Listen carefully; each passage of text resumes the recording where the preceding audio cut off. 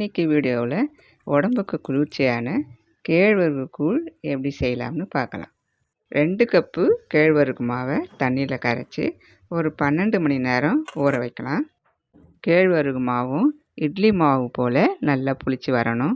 இப்படி புளிச்சதுக்கப்புறம் கூழ் செய்கிறதுனால கூழ் பதமாக வரும், உடம்புக்கும் நல்லது. பாத்திரத்தில் தண்ணி சூடானதும் 3/4 கப்பு பச்சரிசியை ஊற வச்சு சேர்த்துப்போம். இன்ஸ்டண்ட்டாக கேழ்வரகை கரைச்சி சேர்க்காம இது போல் புளிக்க வச்சு நம்ம செய்கிறது தான் உடம்புக்கு நல்லது, கூழும் டேஸ்ட்டாக இருக்கும்.